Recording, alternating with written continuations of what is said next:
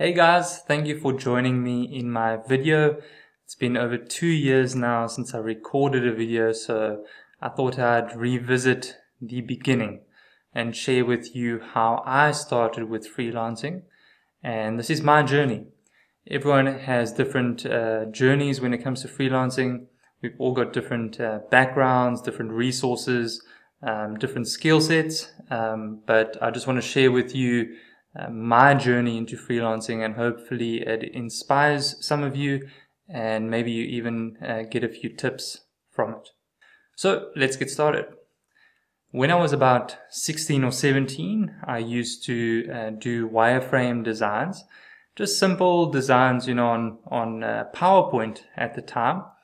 And I just used to sort of, very simple ideas on websites that I thought would look cool. And eventually a client, actually a referral, asked me if I could do something for them, a wireframe. I said, sure, why not? I didn't charge them for it. I just wanted some experience. So I did that. And a few more referral clients came along. And that's sort of how I got started in the very beginning with my freelancing career. More really a hobby in a way to build experience for now. And then, so after many years, I didn't complete high school. For various different reasons, one being financial and many other reasons.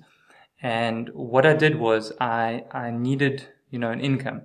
So I did these odd jobs. I found myself in IT. I found myself in accounting. I found myself in jewelry, selling jewelry. So in other words, random jobs, right?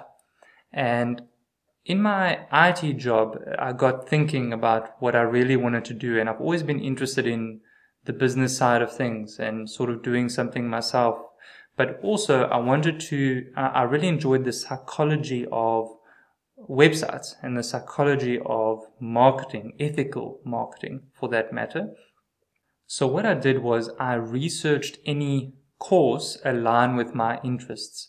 So I found a short course of about 3 or 6 months in digital marketing and also business management. I took it.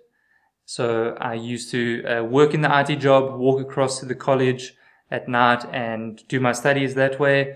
And halfway through my studies, it seems like I've got a habit of not finishing things, but I got a job. And I got a job as a marketing manager for this company, and it was quite a large company, and I'm so grateful for being there. But this is where it starts, right? I want to lay the foundation because this is where it starts.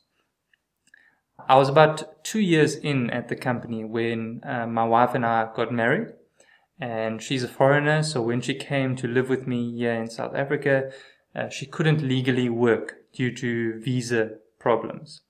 So what that meant was, to wrap it up, we were struggling financially. We just couldn't make it on one income.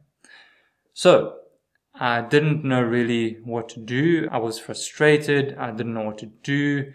And after coming home, I used to chat with my wife to sort of think about what we can do. And she actually suggested that I study web development. Hence where the name studywebdevelopment.com came from.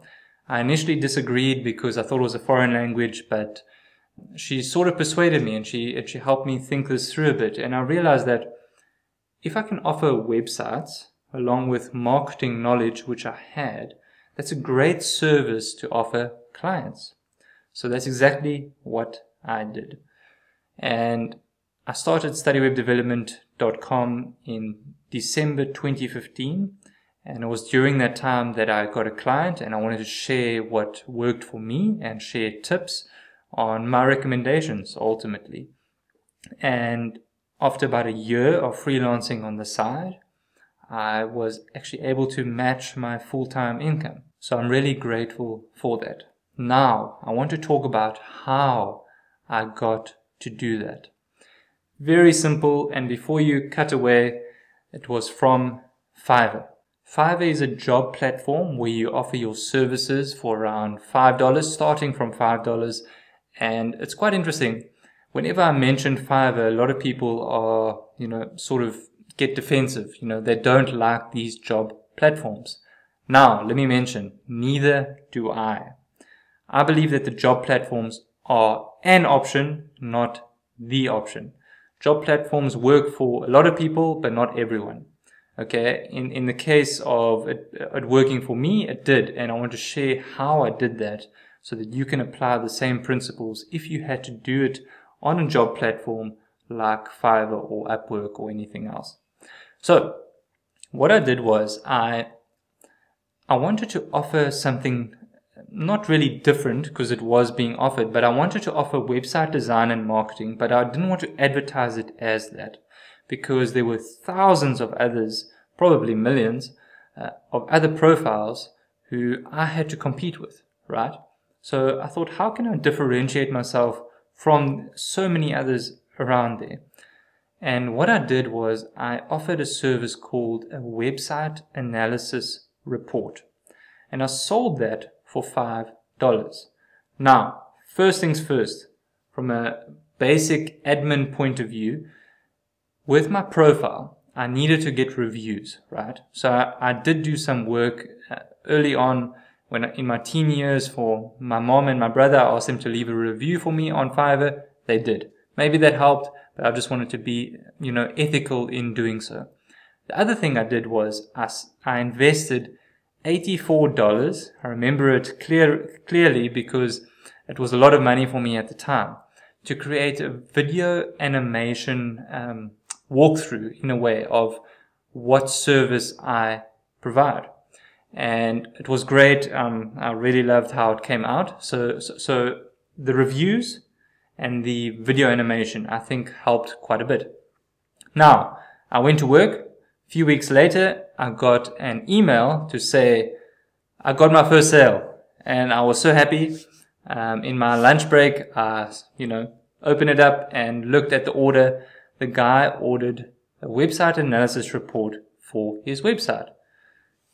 Yes. Okay. So $5 might not seem like a lot to you, but that first sale was amazing. It was amazing. My cut from that was $4.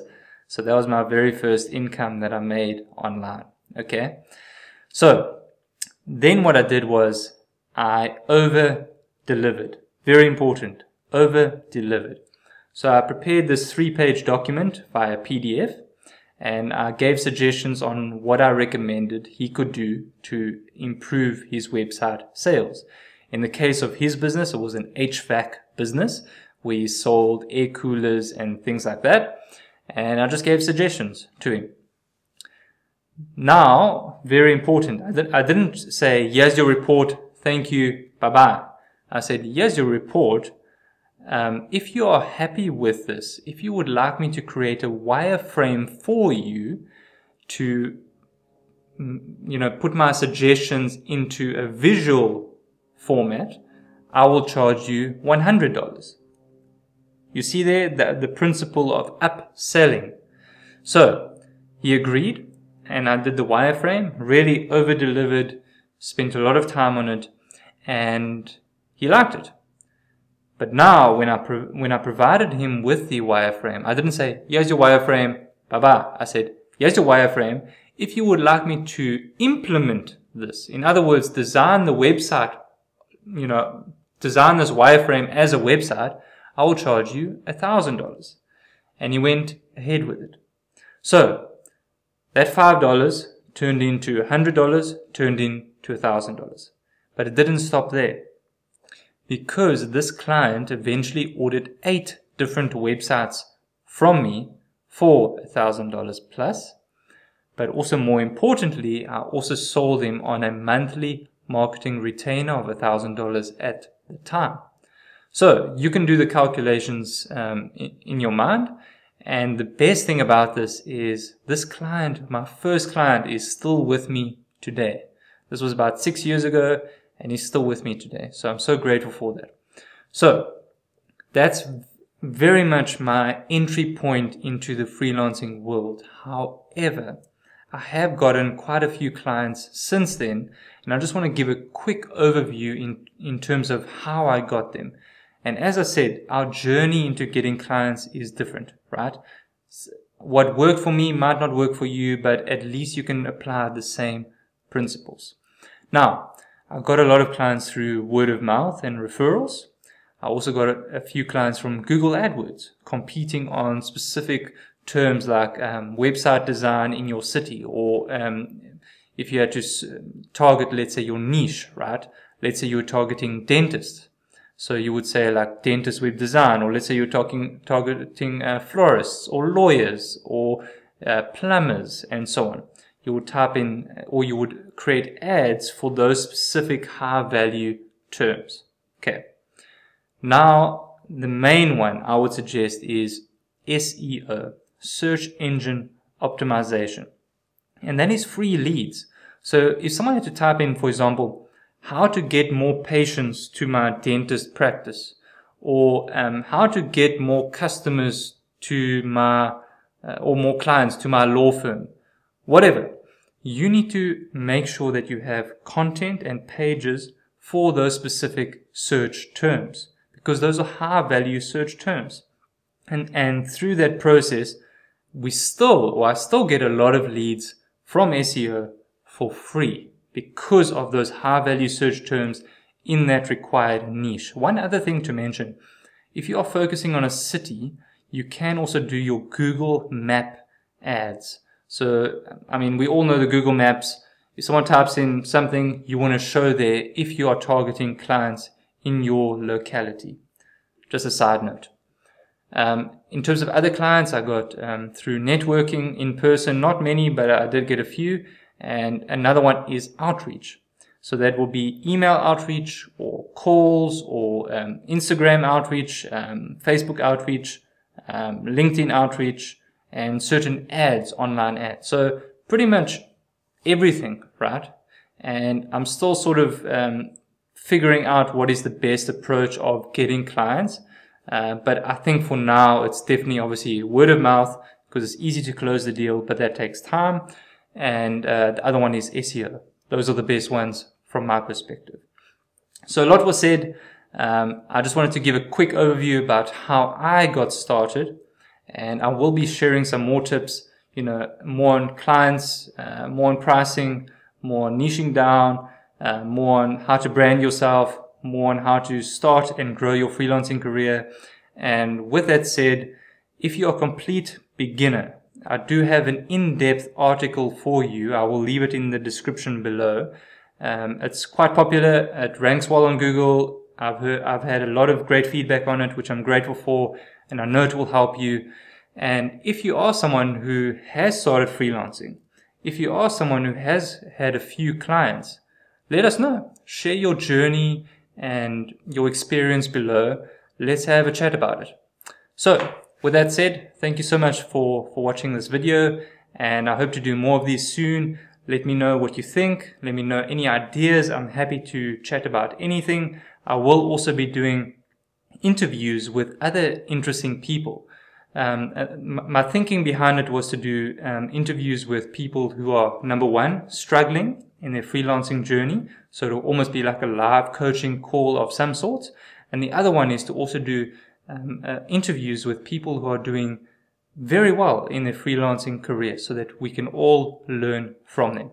So that's it. I don't want to ramble. Thank you so much for listening and watching, and I'll check you guys in the next one.